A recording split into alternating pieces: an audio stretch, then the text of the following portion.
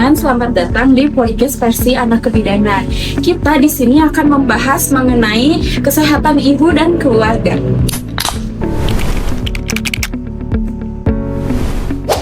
Nah, di episode kali ini kita akan membahas mengenai masa nipas, di mana pada masa nipas itu masa setelah persalinan yang seringkali dianggap sepele.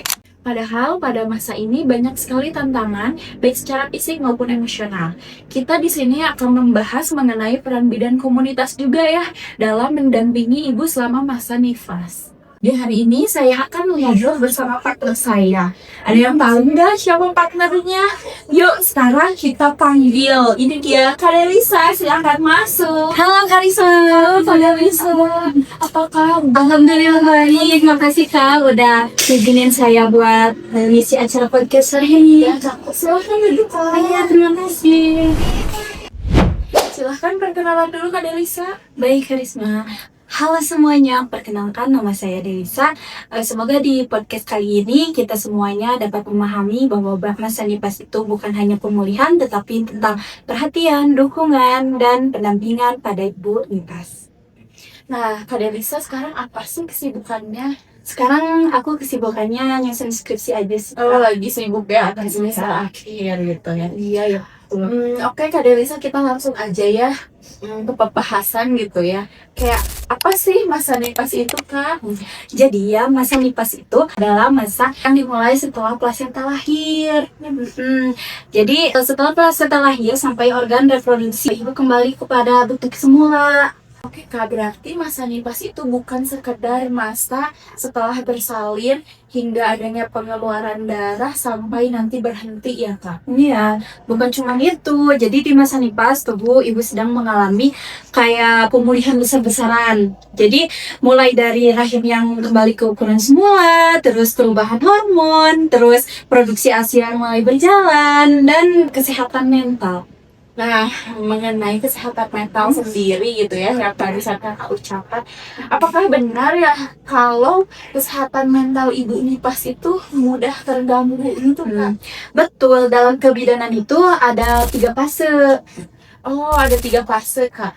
Boleh nggak nih disebutkan gitu, dalam 3 fase itu fase apa aja sih Kak gitu, biar teman-teman yang lain juga jadi mengetahui gitu Kak. Boleh dong teman-teman. Jadi fase yang pertama adalah taking in, yaitu terjadi pada hari pertama sampai hari kedua. Pada fase ini ibu masih fokus pada dirinya sendiri. Jadi si ibunya itu masih mikirin dirinya sendiri, gitu. Terus si ibunya itu mudah merasa lelah, terus masih merasakan nyeri dan masih membutuhkan perhatian dari orang sekitar gitu.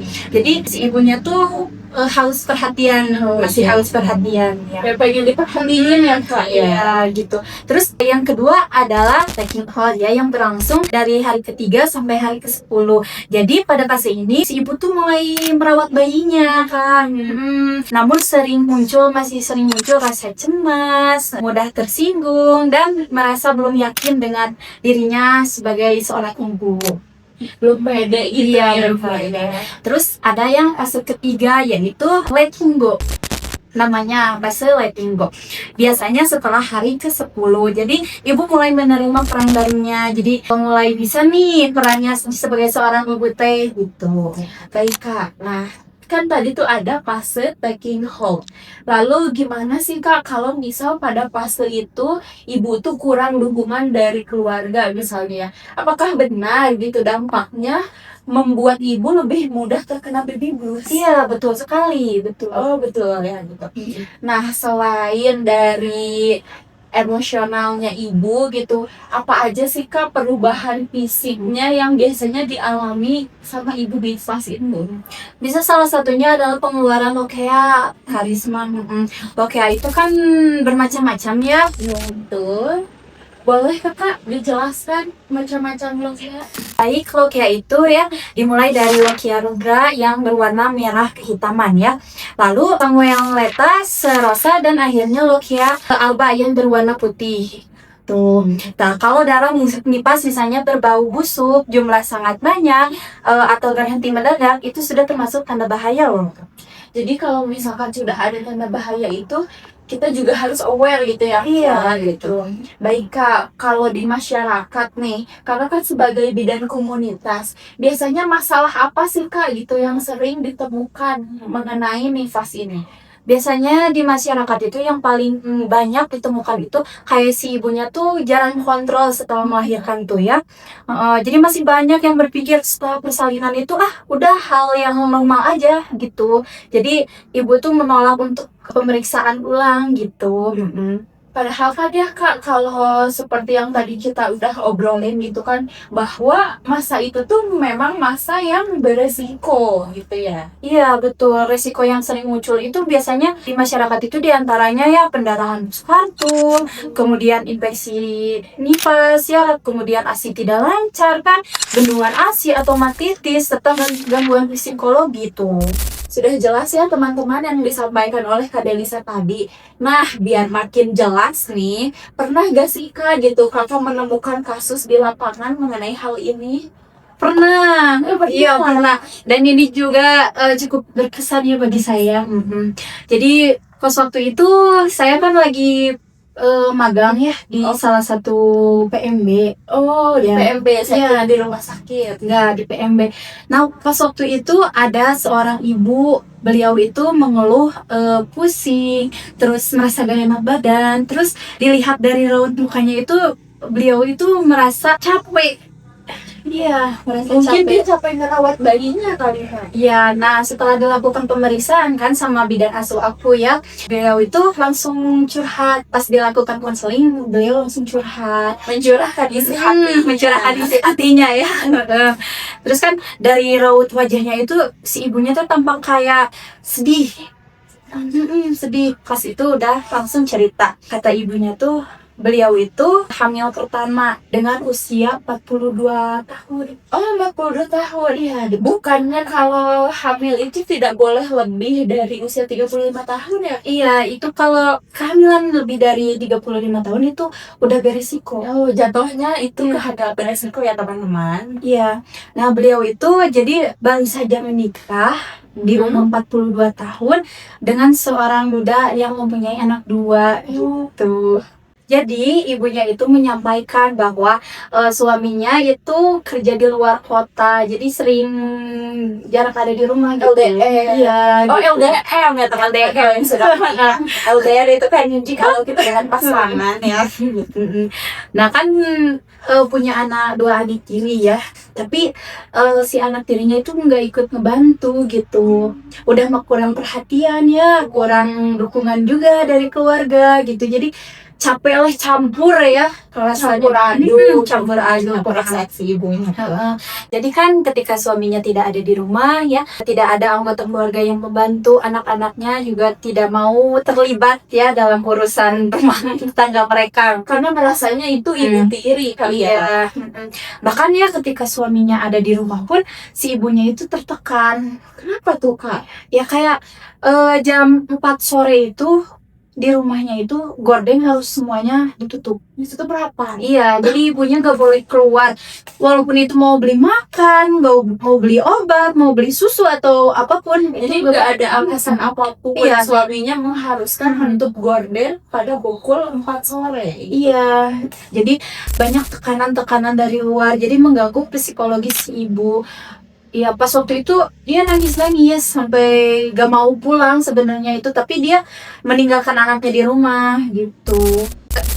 Berarti pada kasus tadi yang Kakak ceritakan itu, keluhannya itu bukan hanya masalah fisik dong ya, karena Iya, betul sekali. Dari kasus yang tadi itu terlihat jelas bahwa masalah nifas tidak selalu berasal dari kondisi fisik ya, tetapi juga dari beban psikologis dan kurangnya dukungan keluarga. Jadi jika kondisi seperti ini tidak ditangani, ibu sangat beresiko mengalami baby blues ya. Bahkan depresi postpartum juga bisa. bisa gitu. Nah Kak, kalau nih kita kaitkan dengan teori kebidanan, kasus tadi itu masuk ke teori apa sih Kak kira-kira gitu? Kalau dilihat dari kasusnya itu, ini sangat sesuai dengan teori adaptasi dari Roy. Bukan Roy Kiyoshi ya. Gitu. Tapi teori ini menjelaskan bahwa manusia harus mampu beradaptasi terhadap perubahannya. Kan Ibu Nipas itu ya banyak sekali perubahan-perubahannya pas waktu dia hamil sama sekarang Nipas itu kan banyak sekali ya perubahannya kan. Nah, pada Ibu Nipas ini perubahan tersebut meliputi perubahan fisik, emosional, peran sebagai ibu dan lingkungan sekitar. Jika proses adaptasi ini tidak berjalan dengan baik, maka akan muncul berbagai masalah selama masa Nipas. Oh, jadi ya Kak, dari kasus yang Kakak ceritakan ini, sekarang sudah sangat terlihat jelas ya bahwa peran bidan komunitas itu sangat penting ya Kak. Iya, sangat penting.